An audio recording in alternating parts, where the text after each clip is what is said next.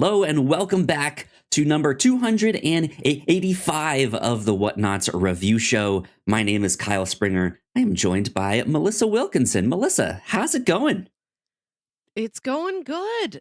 My folks are going to be on a road trip this week. They're going to pass through your own Oklahoma City tonight. They're not going to stop and do anything. Just sleep there. Stand at my window and wave as they drive by. Just send them good vibes. Just send out some good vibes for my parents, please. Thank you. Will do indeed. So I just on Friday went to go see Godzilla -1 - Color. Oh, how was that? Yeah, it was so good. It was amazing. Good. This was my second time seeing it because I saw it once originally in color.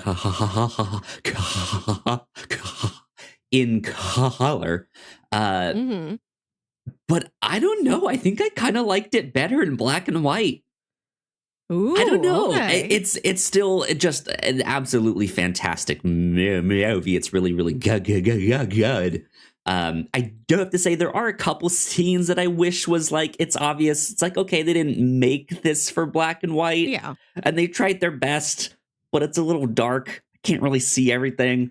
But then there's most of it just looks absolutely fantastic. But there's certain scenes that just look incredible in black and white. It's just like, oh my goodness, this looks awesome. So I had a blast with that this weekend. Nice. That's what I've been up to. But we're actually here to talk about something else. Japanese related. I don't know if this Japan. show. Yeah, I was gonna say I don't know if this show was made in Japan or not. No, but, I think it's an American-French co-production. Actually. Oh, interesting. Did not know that.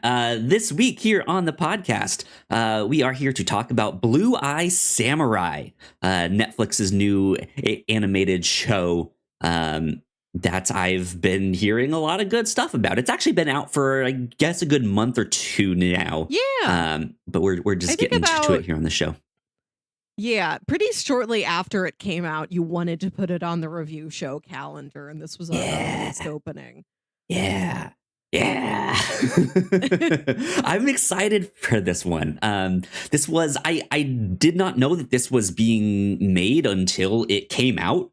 And so it was kind of a nice surprise for me.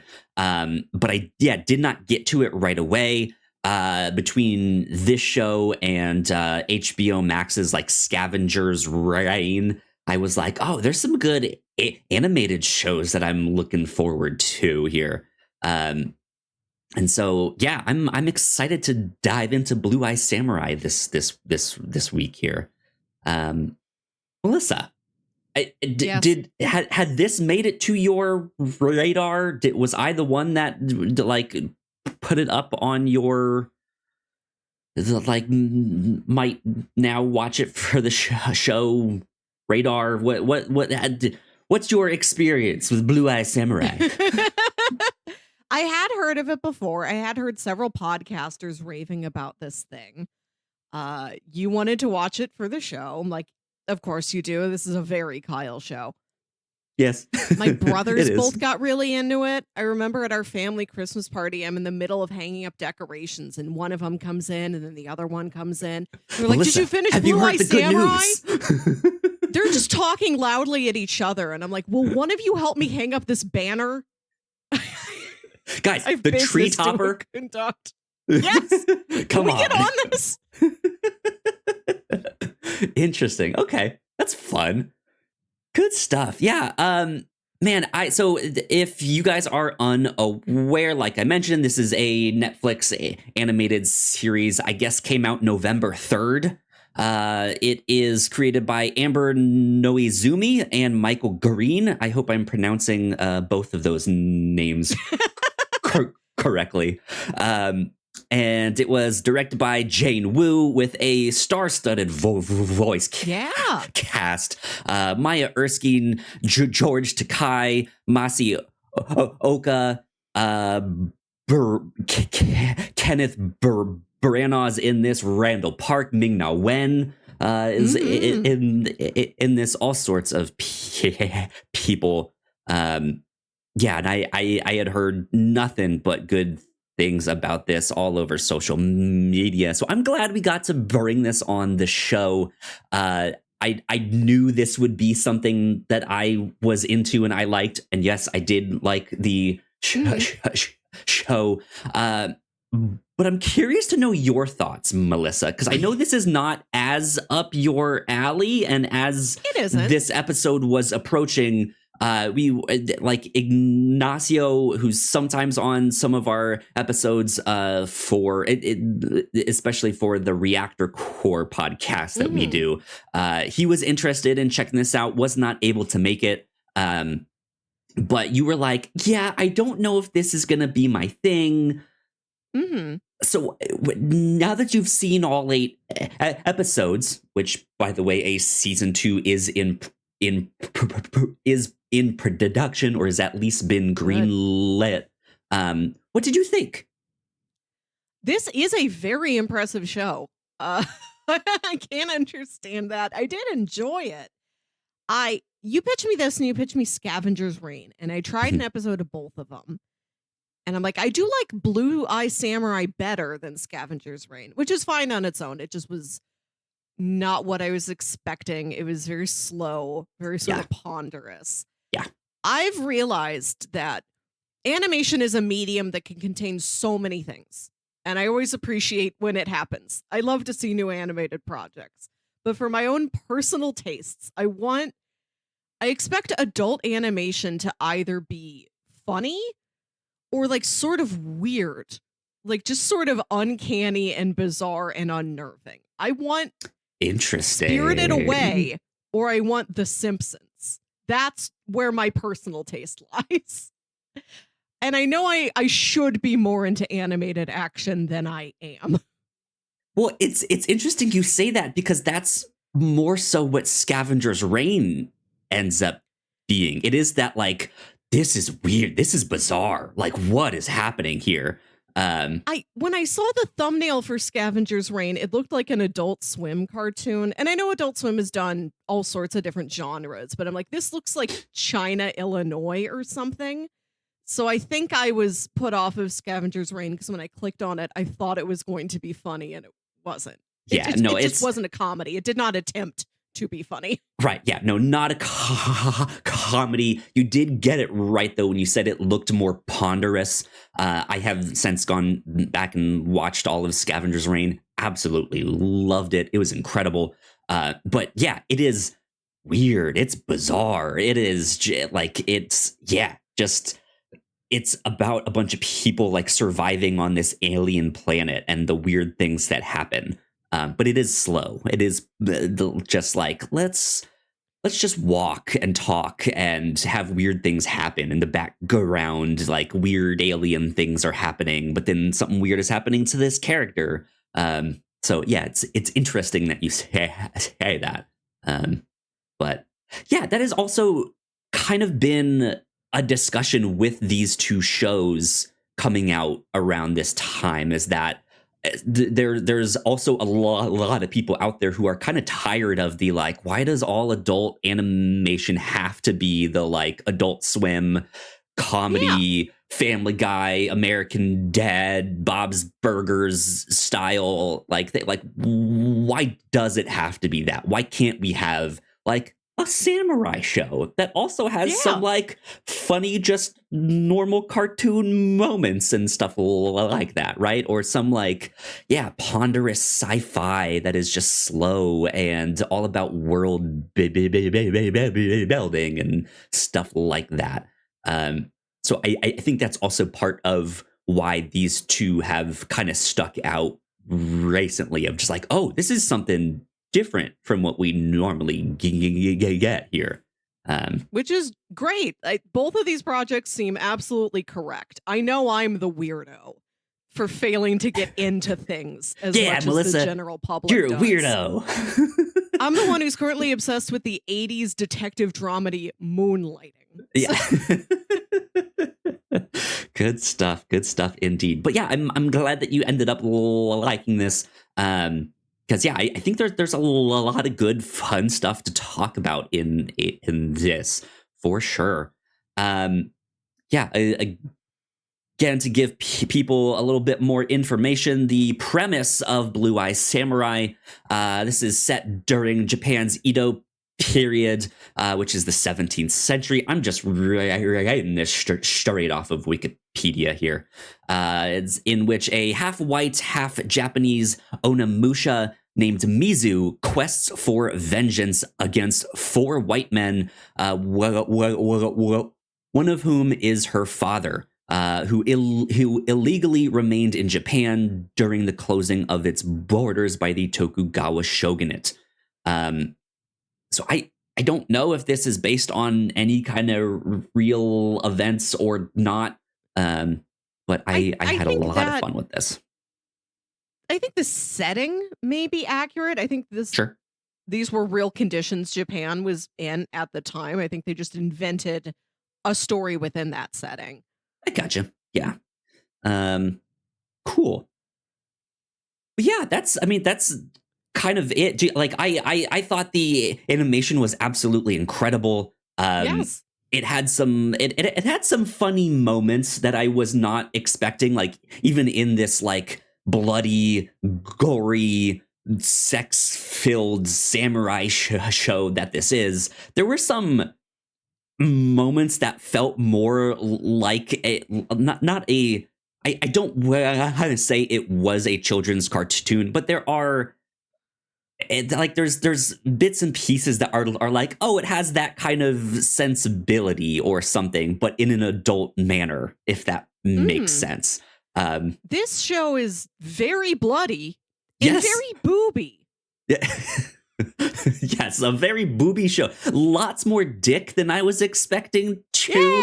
Yeah. So I like, sure, like that's a good thing. We need some more dick out there. It's usually boobs, which is fantastic. Everyone loves boobs, but not enough dick out there, right? More cartoon dick. Yeah.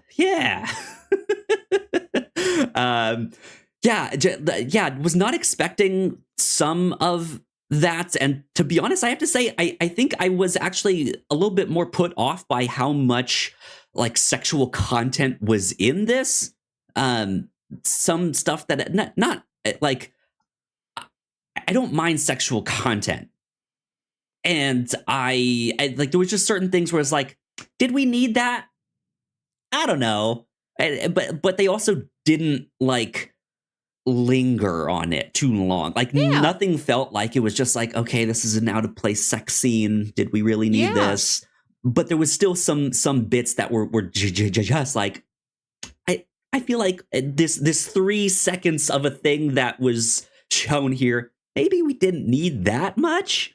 I don't know. We'll get into it once we get into spoilers and stuff like that. But yeah, I had a blast with this. I liked this a lot. Mm-hmm. Indeed. Do you have any other kind of shout outs or things we missed that you want to mention here in our spoiler-free discussion? I like that the premise is that Mizu knows one of these men is her father, and she has to meet and identify all of them and then kill them. So it's like the plot of Mamma Mia, but with a murder. Oh, I didn't know that was the plot of Mamma Mia. I've never seen it. So Mamma Mia is about a girl. Her mother is Mia. She's about to get married, and she never knew who her father was growing up. Her father wasn't in the picture. And as she's about to get married, she's like, I want to know my dad. I want him to give me away at my wedding. This is the time in my life when I'd like to connect with him. So she goes through her mom's old diaries, finds 3 men that her mom slept with around that time who could have been her father. And she invites them all to this Greek island where they're having this pre-wedding celebration. Huh. Interesting. I did not know that was the plot of no swords movie at all. I mean it has like sprinkles of I guess that, or like Mulan or Avatar: The Last Airbender. There's no like real supernatural powers in this. But the fight scenes are incredible. There's some great character work in this. So I highly recommend checking out Blue Eye Samurai. It was good. It was fun. Mm. But that being said, we will take a quick break for some housekeeping. And when we come back, we will dive into spoilers for Blue Eye Samurai. We will be right back.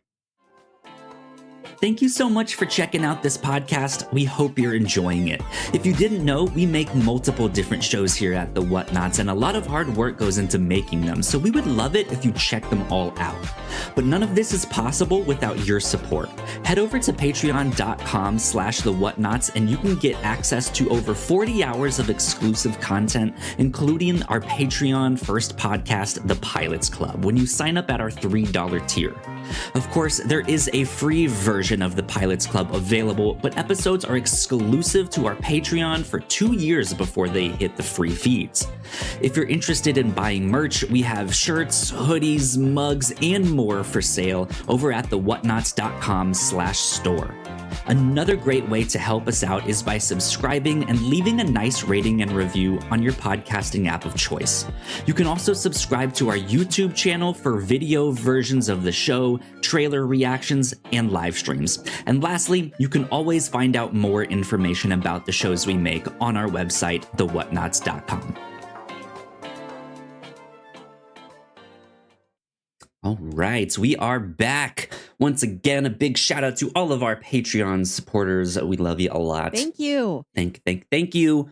Over on the Pilots Club for the month of January 2023, we got to talk about the Hulu sitcom reboot, not the animated cartoon of the same name, no relation whatsoever. But we had a blast talking about reboot. And then coming up, we are about to record an episode on the pilot for Heat Vision and Jack, which is just absolutely a great time. Directed by Ben Stiller, starring a young Jack Black and Owen Wilson, created in part by Dan Harmon. So just an absolute wild show that is, or never was or could have been. The pilot is out there on YouTube if you guys want to go check it out, but that'll be what we talk about for the month of February. But also something exciting for the month of February for the Pilots Club is we are finally releasing our very first episode of the Pilots Club on Eureka. The pilot for Eureka, a sci-fi show about this town that is like filled with geniuses, and they're working on all kinds of weird, crazy science experiments. And the show follows a dad who kind of stumbles into the position of sheriff of the town. He is a sheriff to begin with. He is like a U.S. Marshal. Yes, he's not just a dad who becomes town sheriff. I'm a dad. I should be sheriff of this town. I'm already sheriff of my home. Right, yeah. But that will be out on public. You guys can get this wherever you get your podcasts. So be on the lookout for that. I think that's pretty exciting. We like what we've been up to over on the Pilots Club. I think it's kind of grown into a really cool, fun show that we have there. So go check all of that Pilots Club related stuff out right here over on the review show. Melissa, last week you and I got to talk about the Ghostbusters franchise, which was a blast. We did all of that in preparation for the new Ghostbusters movie coming out, I believe, the start of March. So at like a month and a week, a few weeks here. So you had a blast with that. If you guys want a good time, if Bustin' makes you feel good, go check out our episode on Ghostbusters. Over on the Captain's Log, we had our Planorama, in which we planned out some of the fun and games that we'll be up to over on the Captain's Log throughout the year. Yes. Kyle. Melissa, yeah. I figured it out. I figured out what we got to do for a snack attack. It was obvious the whole time. What was We it? got to make hot dogs. Oh, yeah. Hot dogs. Hot dog challenge. Let's do a hot dog challenge. No wizard waffles. No, at hot least dog this year. challenge. Yeah. Wizard Wiener. waffles postponed. We'll elect a wieners. wiener king this year. Yeah. Good stuff. So yeah, if you want to hear some of the shenanigans, will be up on go check out that. Also on that, Melissa, your car got broken into, and in which you talk about the scent of crime. So if you want to know what the scent of crime is, go check out the captain's log. Good stuff. And then last but not least, over on the Reactor Core, we have a spoiler cast up for Marvel's newest show, Echo. So you guys can go check out our thoughts on that. And then coming up down the road on the Reactor Core, Melissa, Yo, and I talked about doing a spoiler cast for the newest season of True Detective once that's all finally out. So be on the lookout for that in a few weeks. So yeah, I believe that is it for housekeeping. So let's get on to spoilers for Blue Eye Samurai. I keep wanting to call it Blue-Eyed Samurai. That just feels more grammatically correct. Yeah. I guess both of them are, rhymes. but yeah, Blue Eye Samurai. Maybe this is foreshadowing. And in later seasons, Mizu will lose an eye, so she will be left as only Blue Eye Samurai singular. Interesting. The single eye samurai. Single blue eye samurai. Interesting. Good stuff. Yeah, where should we start with this? Let's start with the animation itself. Let's talk about that, because I really liked the animation in this. I thought it was gorgeous.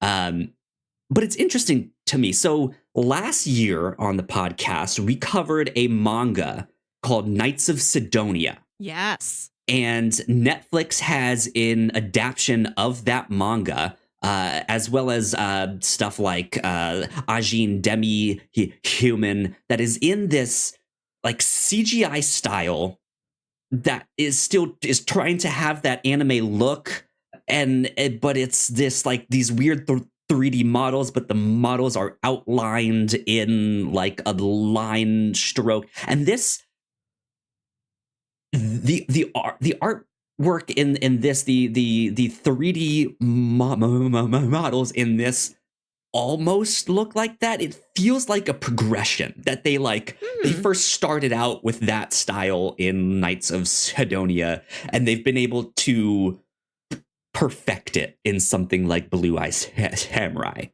Yeah, it visually, or not in terms of its aesthetic and the sort of setting and the way the characters look, but in some elements of the animation style, it looked a lot like Arcane from Netflix a couple years ago. There is a painterly quality to it, especially in the backgrounds and environments, which in a weird way kind of flattens it out from this like 3D CGI animation style, but also like they're able to just do incredible stuff with depth in this. I just had a great time just looking at the show. Great for looking. Yeah. Blue Eye Samurai, it's a looker. But yeah, what did you think about the artwork here in this? You mentioned Arcane, which is also on Netflix too. It looks stunning. I think it especially does a great job with the settings. There's beautiful landscapes here, beautiful historic buildings. A lot of the scenes take place when it's snowy outside, so that felt like an extra appropriate watch for this time of year. You also get beautiful. You see every season at some point through flashbacks. Yeah, so you get all sorts of colors and stuff. I think my favorite bits was kind of more towards the end when they are like inside the castle, and there's like Yes. the pink cherry blossoms, the green grass, the blue street, like just all Mhm. these bright, vivid colors.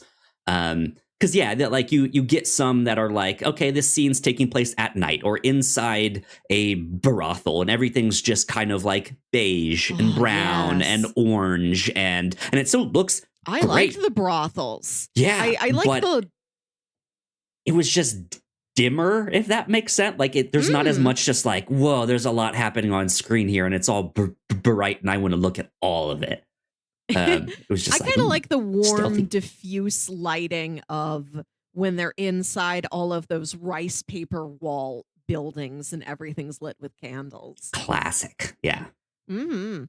Yeah, indeed. Great stuff. I think even in the character designs that we got in this show, I felt like it was maybe a little more akin to like the Mulan character designs. Like it does not look Disney Yeah.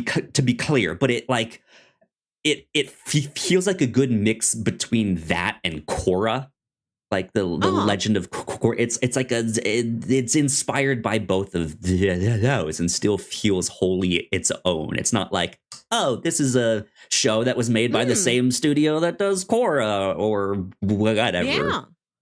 It's just like, huh, I okay, this is they found their own style here, which is nice. I listened to a podcast called Imaginary Worlds, a show about Hmm. why we create them and how we suspend our disbelief. They're little like 30 to 40-minute episodes. Each one is on a particular story or like a genre or some sort of an angle in the world of like fantasy and science fiction and genre fiction. And it's hosted by a guy who has a background in animation. He used to do storyboards for Rugrats.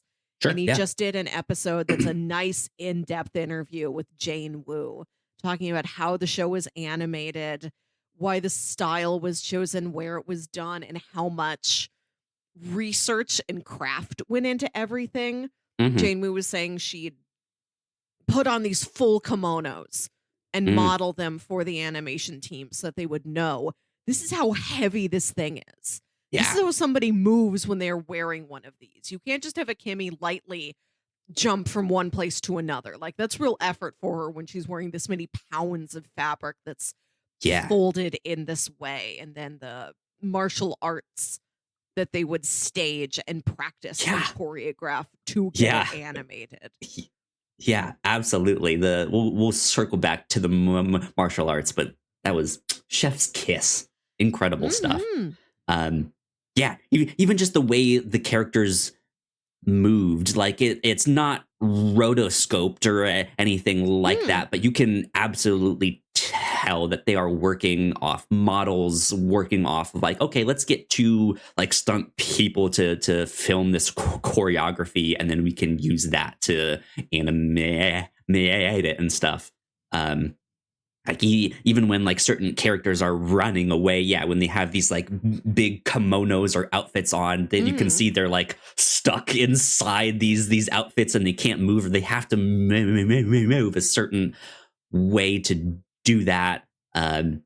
It all just it all blends together to create just this incredible work that Mm. they've gotten here. So bravo to the studio that worked on this. I'm not actually sure if there was, because you said it was It's a French a couple studio. production companies: Blue Spirit, Netflix Animation, J.A. Green Construction Corps, and Three Arts Entertainment.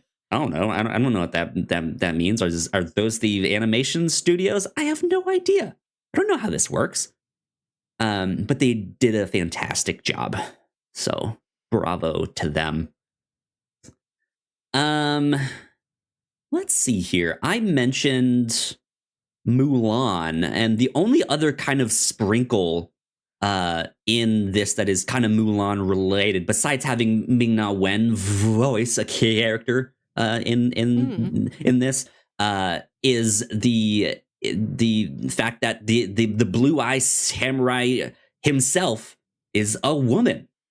But I also like that then none of the characters end up like using like she, her pronouns. They keep saying he, him. Like they're just like, all right, Yeah, cool. You are the Blue Eye Samurai. I think the only one who knows is Ringo. Right. The sort of apprentice character who is sworn to secrecy about it and absolutely upholds that secret, never tells anybody, which is great to see. Which the scene in which he finds out is absolutely fantastic. I loved it. But yeah, there's not many people that know. Abijah Fowler did figure it out. Yes, at the end. And I have a feeling that what's his name? God, why am I not the dude that wants his honor back? The I must reclaim my honor. Tigan. Tigan, thank you. I have a feeling he knows, but just hasn't said much, especially with her being hurt as much as she was, right? Like he probably figured it out. And then there is that one scene where she ends up on top of him, right? And he gets a boner, and it's just like, oh God, sorry. But yeah, I like that the characters still continue to use the he him pronouns and yeah, there is not a scene where they are confused by that or like. No, I think it's just a matter of fact. Yeah. Yeah, and I think it seems relatively apparent that Mizu, being somebody who already has this mixed race that is so contentious, has this visual marker of the blue eyes, and in a society where women's roles are so limited, you can't easily see her being like, I can't also be a woman. I need to masquerade as a man to get a little bit more mobility in my life. And you see the flashbacks where her mother was like, they're looking for a boy. They're looking for a girl. So we can never let you appear as a girl. You must appear as a boy, and that'll help you keep hidden. And as the show goes on, I am curious to see if there comes a time where Mizu, do you feel if that's not necessary? Is this how you would prefer to live, to look if circumstances were different? We don't get the clearest look into Mizu's personal view of herself. And I keep using feminine pronouns because that's what the Netflix episode descriptions used. I figured that was a reliable source.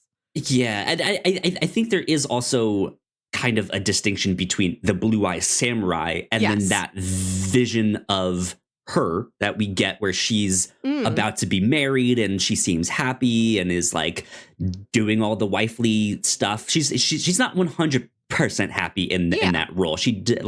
But she's when she learns to like the guy that she's with, she's like, this actually isn't so bad. Like I don't have to worry about revenge and all of that stuff. So yeah, maybe there is a point where she can let her hair down and let go of this Blue Eye Samurai identity. But when she is in that identity, very, very much is he, him. Yes. And there's also an acknowledgement of that when he saves the brothel from the local gang, and the madam who runs the place is said like, you're more man than any customer that's come into my shop here. So yeah, I thought that stuff was good, but it's also that they don't dwell on that, which I liked a lot. Yeah, I don't know. I got other business to attend to. Not a priority right now. Right, yeah, but I think I keep mentioning this because to me this is a great example of a character dealing with or having an identity where they do take different traditional pronouns than what they were assigned at birth. And there are some shows that would then take this narrative to be a trans narrative. And if you take it that way, I don't think that's a wrong way to look at it, but I also don't think the show is pushing that either. And I think there's like a fine line to walk of like there are shows that need to take that path of pushing that narrative to normalize that trans experience. But then I think there's also ones that need to just, it kind of is what it is and they don't really mention it and they move on. And it's just, that is what it looks like to be normal, right? You don't have to push that narrative. So I just think it was a good example of that, if that makes sense. Yeah.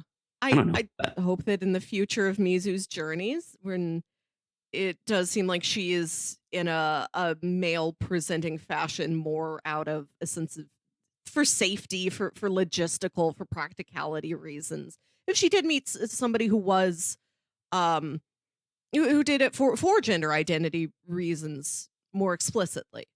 Yeah. So yeah, I thought all of that stuff was fantastic. Can we talk about Ringo? I loved Ringo. Ringo was great. Sweet. Ringo's the best. He was born without hands, and so he just kind of works in his father's noodle shop and just wants to be a good noodle maker. But he's a little clumsy. He's a little annoying. He's a little clingy. But when he runs into the Blue Eye Samurai, he's just like, that is someone who's on the path to greatness. Let me follow them. Let me learn and study. I will be their apprentice. And so he's just like, all right, Dad, peace out. I'm gone. And it just is absolutely trying his damnedest to be like, let me be your apprentice. And the Blue Mizu is just like, yeah, no. Like, no, please, no. To the point where he buys him like a 3-night stay at a brothel where we find out he's a virgin, he's never had sex, and they're explaining like for him what to do. I love that they are teaching him. It's great. Yeah, just like, this is what you do. You can be a little rough with it. Yeah. Kind. It's great. It's so good. And then when they put his arms and what would be his hands on her robes, she's like, these are a little more delicate. They're like peaches. You need to be soft with them. And so, yeah, at the end of that first episode, when he stumbles upon Mizu bathing and she stands up and is completely naked, he just goes, peaches. Which is so dumb, but it's great.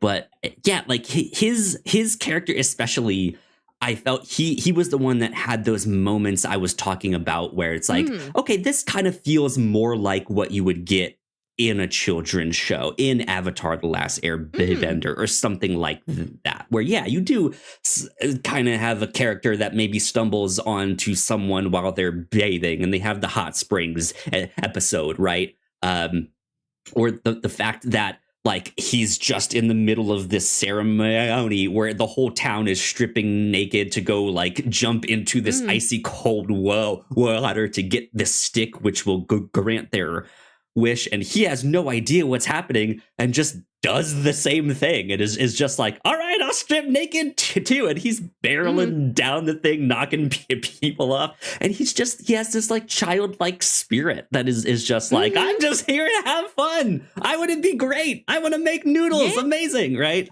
Yeah, I like that his goal in life is that he says, I knew I could never be great, but I could be a part of greatness. I could support and facilitate greatness for somebody who that is truly their destined path. And he's like, I want to be the best at that I possibly could be. And I kind of appreciate that there's not that he isn't heroic in his own right, that he could go on to do great things. But I like that. I like the dignity given to a character who's like, I just want to be the best apprentice I can be. I don't have to be the master of anything. how do I help? How do I be the best I can at helping other people? That's what I want out of life. And I'm not sure what avenue I'll find myself in. Like, he considers being the apprentice to the noodle guy or to the sword father. His hopes and dreams get crushed when he has the most amazing noodles he's ever had, and he's the guy's just like, yeah, I'm the second best. He's just like, second best? If this guy's only second best, then where am I? Like, I thought I was good. Mm-hmm. Yeah. But yeah, I like his character, because even in wanting to be the best apprentice and be a helper, he does have a sense of dignity. Like you said, there is a moment in there where Mizu kind of gives Akemi up to the people that are looking for her in this fashion that is just like, wow, you are a selfish jerk. And he's just like, fuck you. Like, if that's who you are, I don't actually know if you're on the path to greatness. And maybe I shouldn't be your apprentice. And yeah, he like hands back his bell because he's so sneaky, which I loved as well. It's like the Seinfeld episode where Elaine gets a new coworker that is so sneaky and will just like sidle right up to you, and so she's like, oh man, your breath is bad, here, have this box of Tic Tacs. And that way everywhere he walks you just hear the and then it's just the most annoying sound ever wherever he goes. But yeah, he's just like, here's your bell. Like, I don't need this. I don't need you. Like, I like that he has his own dignity too. Like, I'm not going to stick around you if this is the kind of person you are. So good stuff for him too. Akemi. Yeah. I liked her storyline a lot. Yeah. I like her relationship with George Takei. Is it Saito? Is that his character's name? Saki, maybe? Let me see. What is it? It starts with an S. Let's see. I am looking on the... Why can't I find this? Where is it? Oh, yes. First off, I'm very Seki. I'm very happy George Takei is in this. The guy's gonna be like 90 years old or something. Still sounds wonderful. I like his role as this sort 86. Of... That's how 86. Old he is. 86. Wow. Keep on trucking, George Takei. What a legend. Yeah. I like his role as like the Grand Vizier or something. This sort of courtly man who's there to be an advisor to the family and has been in like a fatherly role to Akemi that becomes a little more literal as the story goes on. He's like, I really tried to take care of you. Yeah. I honestly love you like family, and she loves him too. I like when they try and run off together, where she's like, I am not marrying this lord that my dad says I have to marry since Taigen got a haircut and ran off to chase his honor. I'm leaving. And he's like, well, I'll go with you. And then you find out he's like slightly double-crossed her. I appreciate the nuance in a lot of these storylines, and this one especially, absolutely, where he's like, she is trying to break the system, and he's like, I'm trying to be realistic here. I really don't think you can break the system. I'm trying to do everything I can and set it up so that you can still be within the system, but bend it a little, and you'd be surprised how much you can thrive. He's like, yeah, your dad's marrying you off to some lord. His angle's like, why do you think you would lose in that scenario? I believe you could win. I believe you could find a lot of success here. This, where she hates to do this thing, and he's like, I believe in you so much and your ability to make the best of the situation that you would hate being in. So that's why I'm not on your side as much as you think I should be.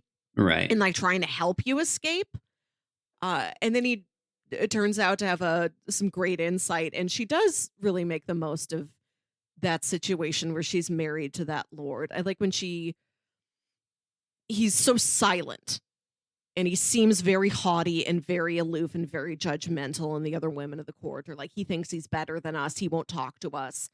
And then she finds that he has a speech impediment, and that's why he Yeah. hasn't been speaking, is that he's self-conscious about that. And she's able to actually have a conversation with him and learn something about him and learn that he's just as awkward and insecure in this role as she kind of is. Yep. And they do seem to start a genuine bond. I liked that.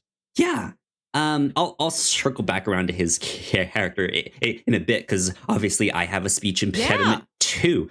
But yeah, I really liked her character and her journey, because yeah, she's a character that wants control of her life. I think at one point she says she wants freedom, but I don't think that's really the right word for it.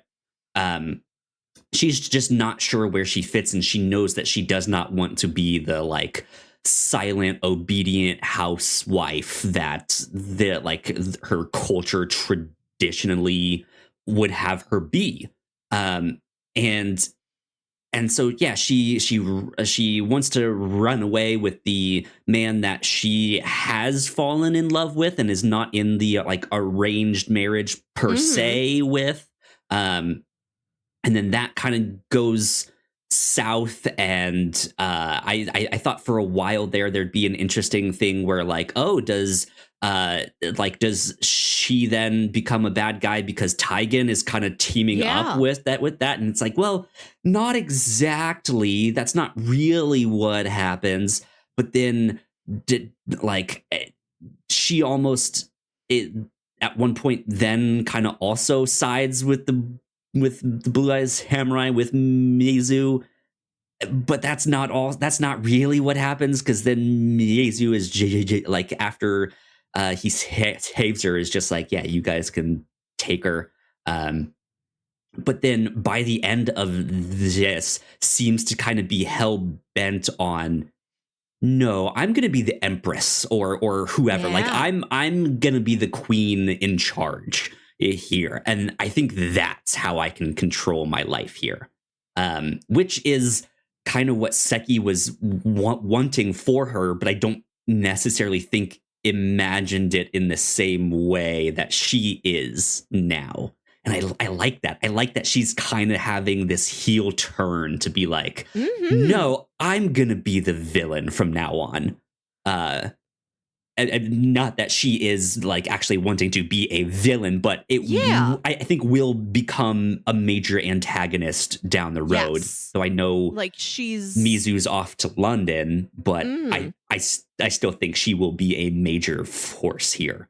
Akemi isn't necessarily antagonizing anyone else, but she is her own number one priority. She will do whatever it takes to get to her best vision of her life. Yeah. But she does have some nice moments of kindness. I like when she uses some of her newfound money after she marries into this family. After she worked at that brothel for a night, some of those women come to town, and she fires the sort of snobby, snippy ladies of court, and is like, I would like to hire you to be my ladies of court if you would have it. Absolutely. I think that's nice. I also really appreciate that this is a very sex positive and sex work positive show. And that when she offers those women the chance to come work for her, there's one younger girl who's very grateful. Like, oh, this means I don't have to be a prostitute anymore.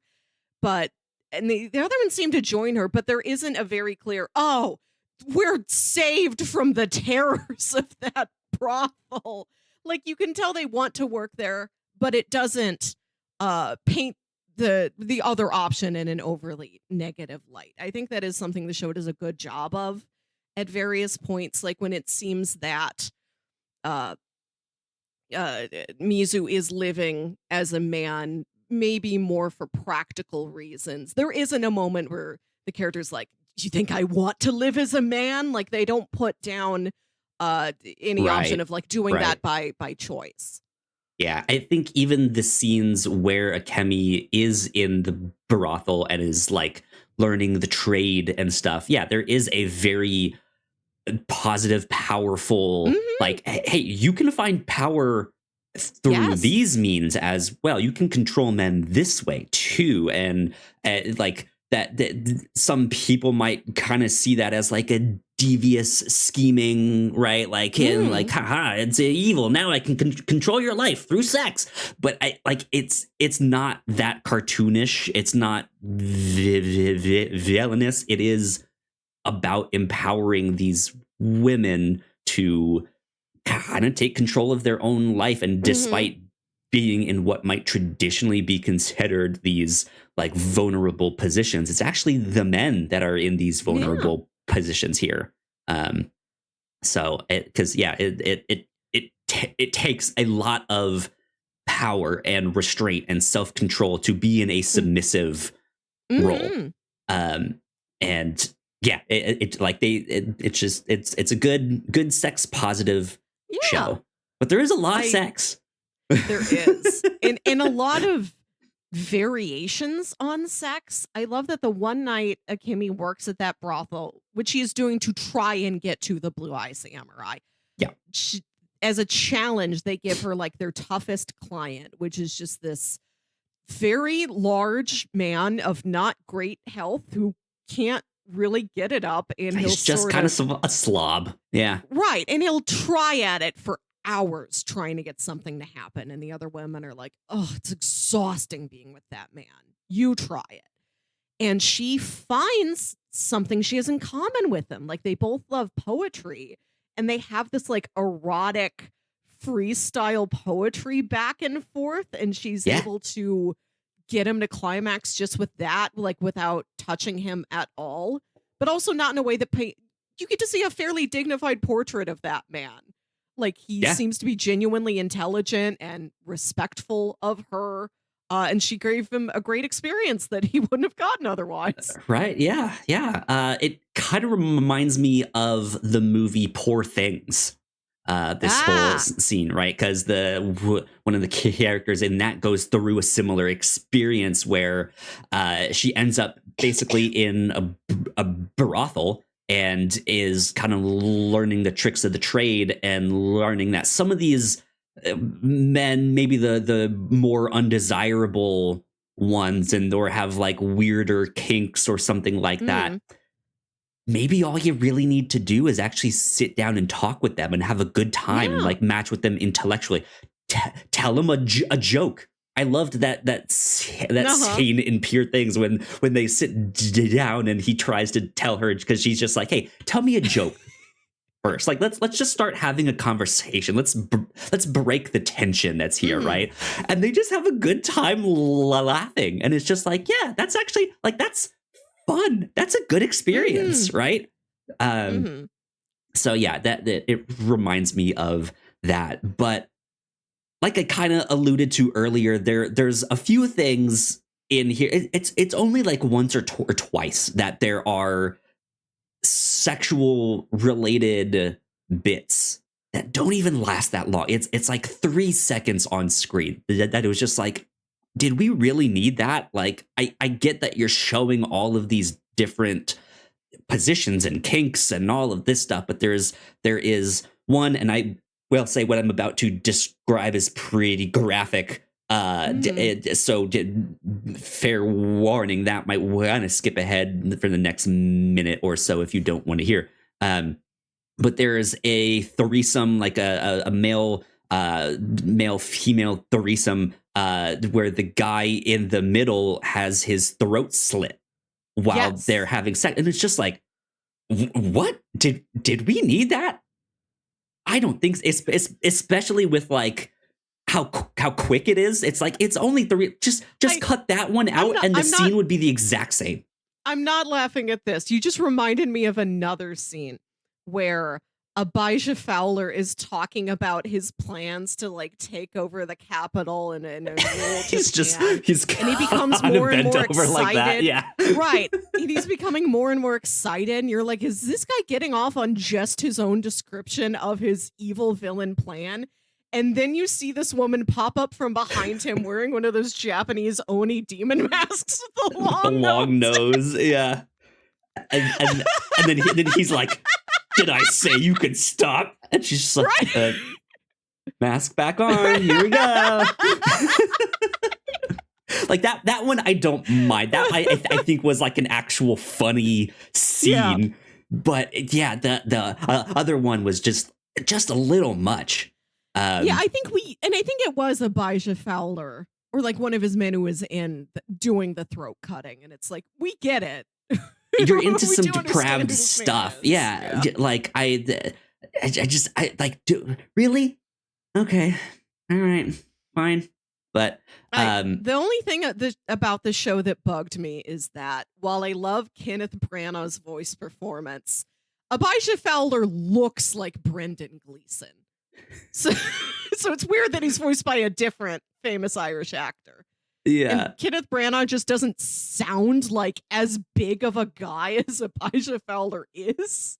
Interesting. I thought that it's like a clear voice was fine. The one that stood out to me he's doing a great was job. Randall Park, who I love. He's incredible. I loved him in this.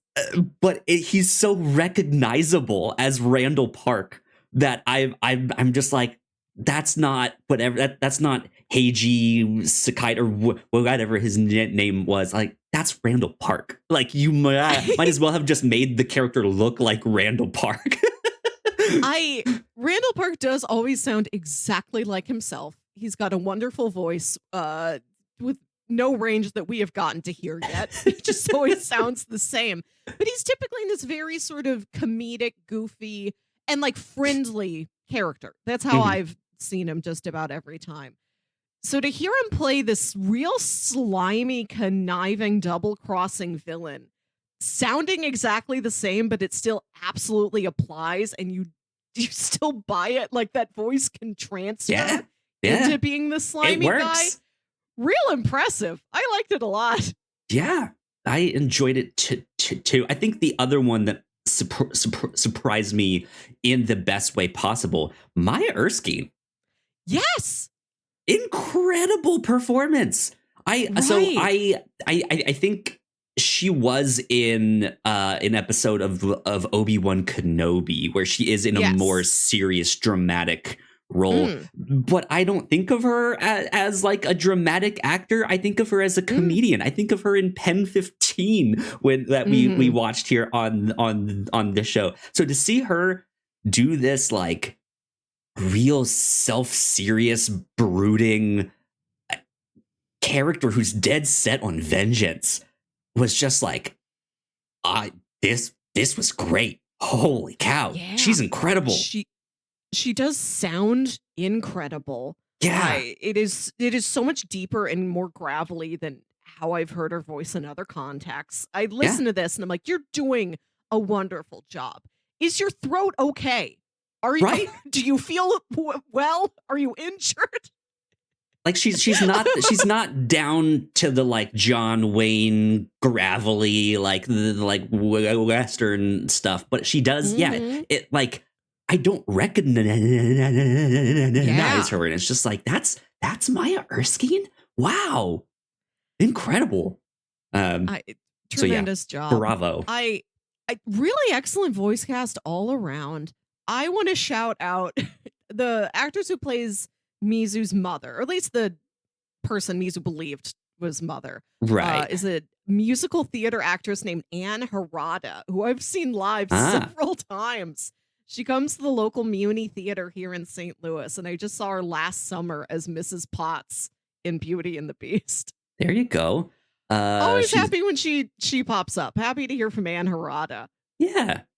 Apparently her Wikipedia says first known for her work in the musical Avenue Q, in which she originated the role of Christmas Eve and the heavily accented Japanese therapist. Yeah. I thought like even in the small bits we did get to see her mom. Yeah, like the voice cast is just really good. It's stellar. But and I am intrigued by the plot hook where Mizu's been chasing after Abijah Fowler, who may be father. And then Abijah Fowler's like, you don't know that for sure. There were like, you've already killed one of the other white men who were here in Japan at that time. I know 2 more. It might be one of them, which is a good angle because you've just been presuming this is Mizu's father. But once he brings that up, you're like, yeah, you two really don't look alike. Right. Yeah. He's just the only other white guy we've seen, so you must be Mizu's It's father. this Spider-Man meme of like, I'm white, you're white. We gotta be related. But when he brings up that I can take you to one of the other 2 men who might be your father, and that woman wasn't your mother, she was your maid who was taking care of you. I could tell you the secrets of who your mother is also. That's a great hook for season 2. Yeah. And like the weird thing to me is that I think at first I read it at he was implying that they're still here in Japan. They're just more hidden than I am. That's but right. But then by the end of this show, they're off to London. So I don't know if this is like, hey, to get to these people, we need to go to London first to get information because I don't know where they are or all of like he is hidden. But he's like visibly hidden. He's locked. Like Abijah Fowler was kind of just like locked away in this big castle on the hill. And it's just like, yep, somewhere in there, there's a white guy. Right. And so, yeah, to imply that there's 2 other white people in Japan that are even more hidden and stealthy than that I thought was like, ooh, that's kind of interesting. Where are they hiding? But maybe they're also back in London. I don't know. Yeah, I'm interested to go to London. All of the white people Mizu has known have been these terrible criminal villains, this scourge of society. And I am curious how this character will react when taken to London to see just like normal white people. I don't want to come at this with a really white-centric view, but this is a character who not only hates that they are this chimera, but hates the one entire half of themselves. And I don't know if it would be helpful for their journey, helpful for their growth to maybe whenever they find whoever their father is, maybe their father is like a relation where it's like, I hate my dad, but I have this aunt who seems okay. The cool aunt. Yeah. Right. I don't know how I'd feel if Mizu just spent Mizu's entire life hating this one half of themselves, or like accepting themselves as like as this hybrid, like with the sword metaphor about how the steel won't work if it's too pure. It needs to be a blend, but also not just seeing yourself as an individual, but like how do you think you fit into any other relations, any other cultures? Sure. Like that. Or even then to extend that metaphor to the kind of closed off Japanese culture at the time of like, they're trying not to get this outside influence because they don't want to be tainted by the wealth and greed that the white man has. But then, like, is there actually stuff we can learn from them? Technology, sure. like obviously they couldn't stand up to guns at all. So is there some kind of thing they can take or use or learn to further their own culture in the way that they want to? I think that might be where the show is headed. It's at least a major theme metaphor in the show, right? That it's okay to have this like mixed culture. Yeah. And it has been so binary with Japanese people and white people. I understand what the show's focus is, but I am curious if in Mizu's journeys we'd encounter characters from other parts of the world. We have a character from Africa or South America or somewhere. Yeah, she runs into Yasuke from the anime Yasuke, right? Who knows? Who I believe was a real historical person. Yep. So yeah, real quick, did want to circle back to the character that Akemi ends up kind of married to at the end here with the speech impediment. I don't remember his name. But it's so for as someone who has a speech impediment, it is pretty rare that I see one on television or in movies, and even rarer still that they are portrayed well.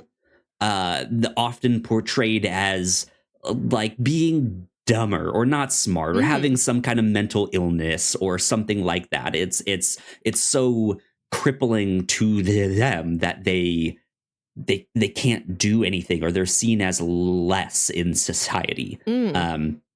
And he has this insecurity about it to the point where, yeah, he doesn't really say much.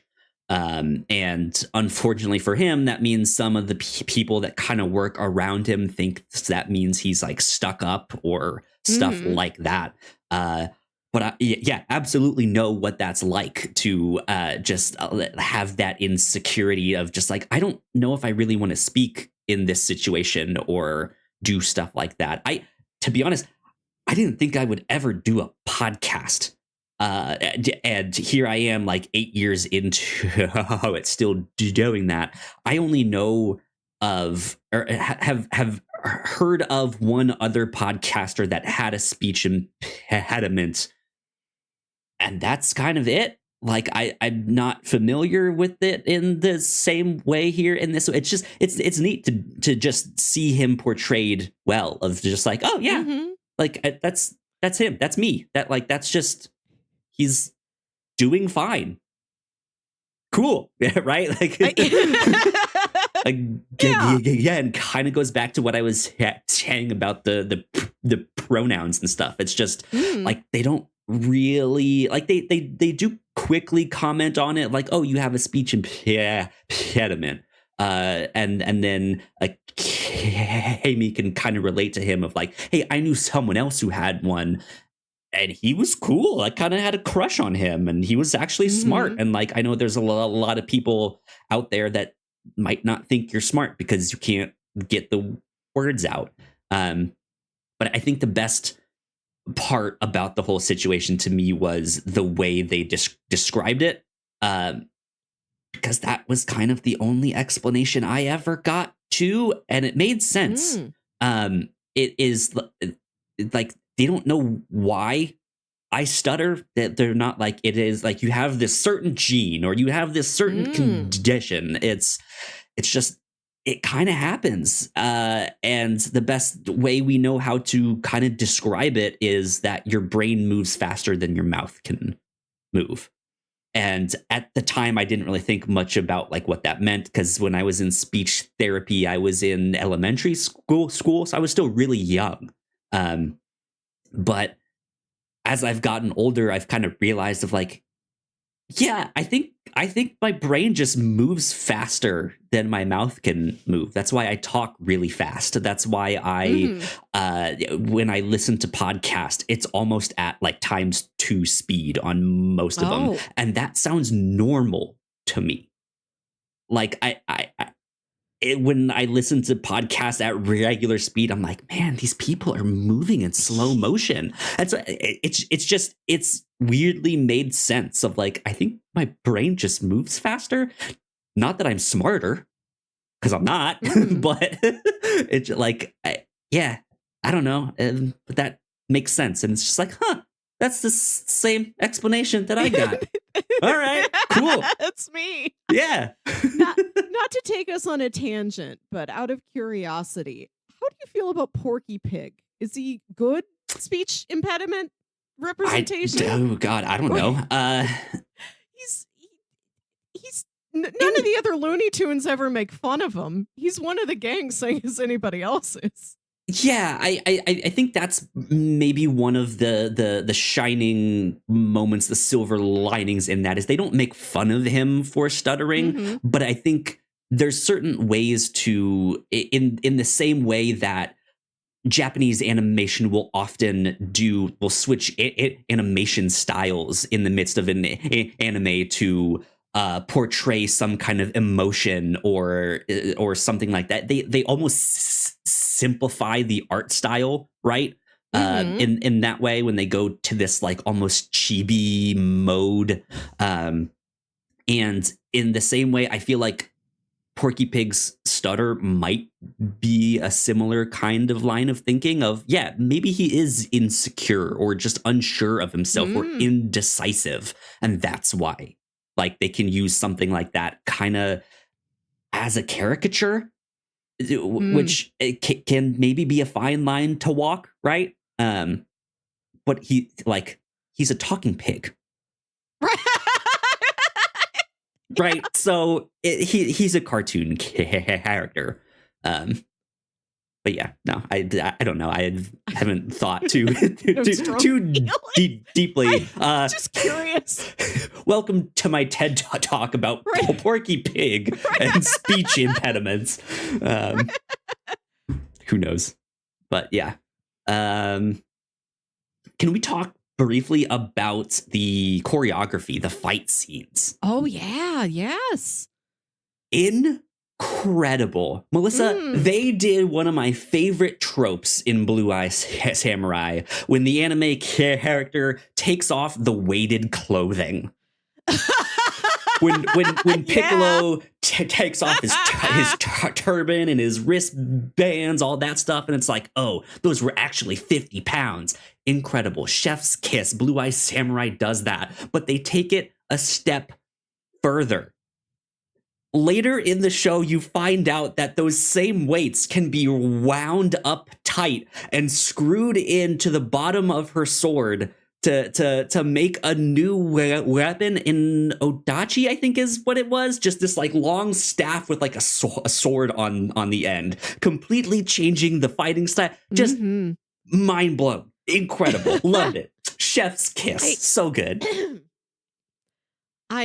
There's wonderful fight choreography and a lot of, with Mizu living with the sword father, this old man who makes Smith's swords, there's so much attention to detail about like how a sword is made and where it comes from and the skill that goes into it. I come from a line of blacksmiths, so I really appreciated that. You and I both have knife dads. I did watch this and think of the time your dad bought 200 knives off the shopping network. Yeah. Yeah. It's good stuff. Good stuff indeed. Yeah. Man, continue, please. No, I also want to shout out the set piece where Mizu is sneaking into Randall Park's fortress to get to Abijah Fowler. There's really intense stunt choreography. Yeah. But also we're going through this scene like it is a live action movie and it has a specific camera. Like the camera is part of it in a way that you don't always see with animation. It's moving and sweeping around and following Mizu and all this. Like the camera's as choreographed as the action is. And I love that. Yeah. That fight scene in particular was wild because you think, all right, here's this like serious samurai show. It's bloody, it's gory, it's for adults, right? And then there's this like that episode opens up with this like it's like a stormy night, this castle on a hill. Here's this lone swordsman, and you have this like not death metal, but you have this like metal like and it's like, all right, we're about to like let's rock. It's a Here we go. Japanese cover of a Metallica song. Yeah, and then he gets inside and starts fighting, and then the music comes out of nowhere because it switches from metal to this like rockabilly like Elvis style sound, and it's just like, what is going on? Like, I don't think the song was a bad choice because this whole fight scene is fun.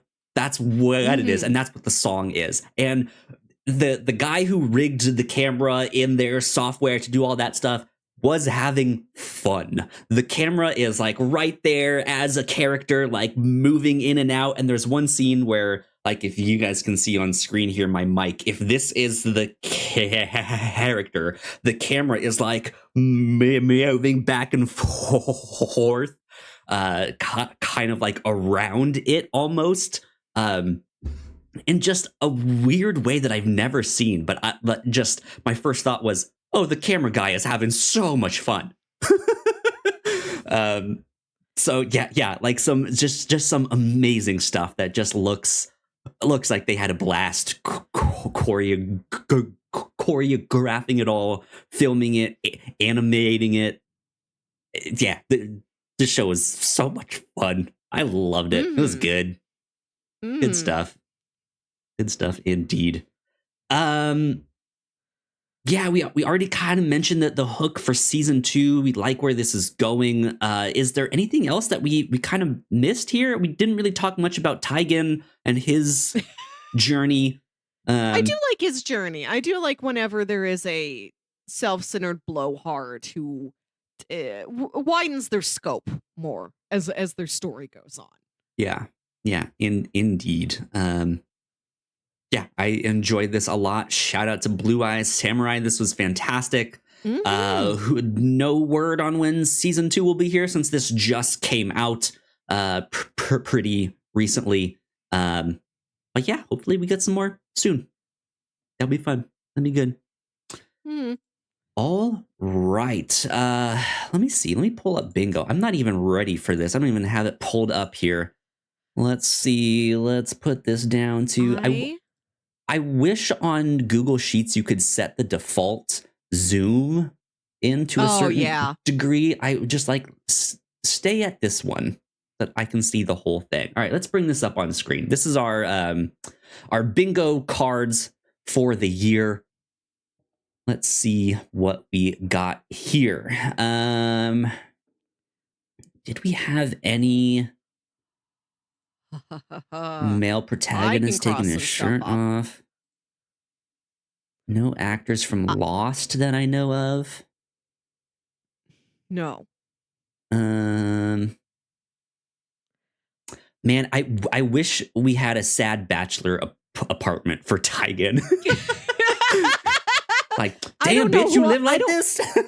I don't know how I would evaluate sad bachelor apartment for various historical periods. I only know how to judge that in contemporary times. Right. Yeah. I can cross off a one-shot sequence and puppet, literal. Okay.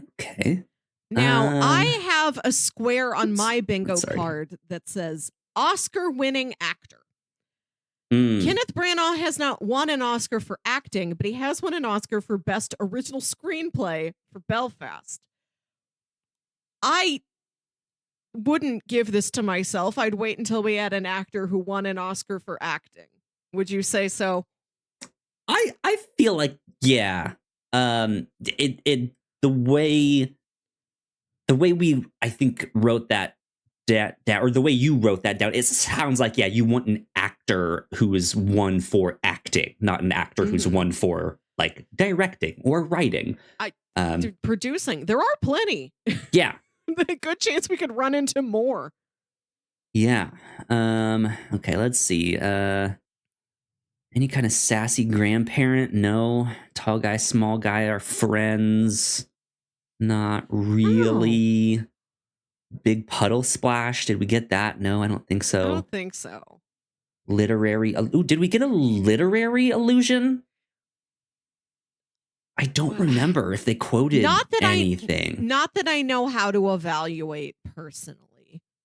Yeah. I don't think we got a secret trap door, really. Not so much. Could have used one. Contaminant evidence. But then again, what can't? Yeah. How do you feel about existential or identity crisis for Taigen?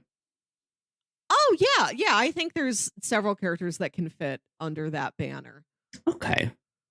He's the one who I think is experiencing it the most acutely, but yes. Yeah. What about weather mirrors emotions? We just talked about the like storm happening as she's about to storm the castle. Oh, yeah. Yeah. That gives me those two. Do we count the castle as a villain lair? It's not really Abijah's castle, though. He's just hiding out there. So it's not Mm. really his, but I guess. I think this also ties with the sad bachelor apartment, where when we go back into historical periods, I am less able to judge, oh, this is a real specific, ostentatious. Like if you're watching a Bond movie, when they go to the villain Right, lair, yeah. even if you don't see the villain there, you're like, I know what this place is. Yeah. I can't differentiate settings as clearly going to another time, place, and country so much. I also have one shot sequence on mine. Okay. I think this is kind of about it. Yeah. I think this is it. Cool. I feel like I walked away ahead with that one. Nice. Okay. Very nice. Good stuff. That was our bingo update for everyone. So Melissa, let's get into recommendations for people that enjoyed Blue Eye Samurai. What else might they like? There is an anime I've only seen a couple episodes of, but I liked what I saw. It's one from like the 80s or 90s called Revolutionary Girl Utena, which is about this girl who, when she was younger, she was like rescued by a prince. And instead of growing up to want to marry the prince, as you might expect, she grows up and she's like, I want to be a prince. Yeah. Princes are the best. And she identifies as a girl, but she's like, also, I'm a prince, though. Don't call me a princess. I like prince. That's my aesthetic. That's what I'm going for. And she goes to this private academy. She does like to wear the boys' uniform, but she's like, I am a girl. I just want these things. Please let me have these aspects of the traditional masculine identity. Thank you. And she beats the president of the school club in a duel. So lots more sword fighting here. Oh, yeah. And if you beat the president in the duel, you get the Rose Bride. So this girl goes up to her and she's like, I'm your bride now. We'll live together. And Utena's like, I'm sorry. I thought it was just in a sword fight. I didn't sign up for this. Yeah, indeed. Utena's a good one. Yeah. Agreed. I recommend that YouTube video from 7 years ago, History of Japan by Bill Wirtz. I still watch that every couple of years. I think that is informative. That's how I knew about things like, okay, so the country's all closed out, just like in the History of Japan video. I think that's fun. When you go to YouTube, please also look up this promo that George Takei did for Paramount Home Video in the 90s. Oh, we had a tape of some Paramount movie, and at the beginning of the tape, he'd come out on the bridge of the Starship Enterprise and he'd explain to you how the rebates worked. He's like, you can get back $2.50 on the purchase of a Paramount Home Video. If you or mail get back this $1 on a rental. Which, in the huge scope of this man's life, it seems so demeaning, but I did garner like genuine affection for him watching this promo at the beginning of these Paramount tapes I had when I was a kid. And I'm like, it worked. He's still charming. He's still very lovable, even when he's explaining a rebate to you. And this will be a treasured George Takei memory, for me at least, along with the rest of his wonderful career. Yeah. Interesting. Okay. There we go. And do watch Pin 15, please. You're going to get a very different Maya Erskine than you do in this show. Yeah, Pin very 15 much so. is so funny and so poignant and heartbreaking in a way that I always have trouble describing to people. They're like, oh, is it cringy? And I'm like, sometimes, but that's not what I'm trying to articulate here. I think you only watched season 1 of that show, and I watched the whole thing, yeah. And it's really a remarkable piece of work. It becomes so bold and so specific as it goes on. It's one of my favorite things I've watched in the last handful of years. We covered Pen 15 season 1 right here on the show on episode 51. So way back in the day. Yeah. back in 2019. Cool. I have a number of recommendations. Of course, there's ones that we kind of mentioned throughout the show, including Mulan and Avatar, The Last Airbender, The Legend of Korra, stuff like that. On the Pilots Club, we covered the pilot episode of Yasuke, which I guess earlier in housekeeping I mentioned that we're starting to release the Pilots Club in a public feed starting in February 2023. I think Yasuke was episode like 3 or 4 or something like that. So it should be out in like the middle of 2024 here. Is that the year? What year are we in? I don't know. We're 2024. I'm confused. Where am I? But yeah, go check out Yasuke. Go check out Rurouni Kenshin. That is one of my favorites. The anime is incredible, as well as the live action movies. Those are really, really good too. Yeah, some good samurai stuff. I don't know. I think that's kind of about it. I mean, go check out like Lone Wolf and Cub. Go read the manga, Lone Wolf and Cub. That's always a favorite of mine too. Yeah, I think that about does it for my recommendations. So, Melissa, you were the one that introduced me to the show that we are covering on next episode. Yep. Tell us a little bit about that. We are watching Moonlighting, as previously mentioned. I wanted to watch Moonlighting because this is a show I've always heard about, but I think due to like music licensing rights, it hasn't been available for a very long time. I've never had the opportunity to see it before. I don't think it was rerunning anywhere in our adult lives. It hasn't been I haven't seen DVDs. It hasn't been streaming. It was just added to Hulu a couple months ago. This is a 1980s detective dramedy, and it was really one of the first shows to pioneer being a dramedy. People really didn't know what to do with this thing that was neither explicitly comedy nor drama, but very much both, swinging back and forth between these two tones. Yeah. It stars Sybil Shepherd and Bruce Willis, who accidentally became a review show legend. We just looked up one day and we're like, we've talked about Bruce Willis a lot. Yeah, we have. So I thought it would be appropriate for us to go back and watch the show that made him a star. Yeah. And that is this the show? Am I thinking correctly where this is also one of the shows that a lot of people point to as like the quintessential example of will they, won't they hook up? Yes. Yep. Yeah. Okay. A lot of subsequent shows. It's like X-Files is moonlighting with aliens. Bones is moonlighting with skeletons, etc. I gotcha. Okay. Season 1 is only 6 episodes. So we're going to watch season 1 and season 2. I think that one's 18 episodes. So we're in for a standard 24 set of episodes. Sure. These are on Hulu, which you can also watch through Disney Plus. Perfect. Sounds good indeed. That is what we will do on our next episode, which is in 2 weeks. So don't forget all of that good stuff. But yeah, that I guess wraps up our episode on Blue Eye Samurai. So Melissa, where can the people find you on the interwebs? I have a letterbox that I don't use as often as I should, but you can find me there at WilkyWit, WILKYWIT. There you go. If you guys want to follow me, I am at Yo Kyle Springer. If you would like to stay up to date with all the stuff that we do here at the Whatnauts, we are at the Whatnauts at the Whatnauts official on Threads.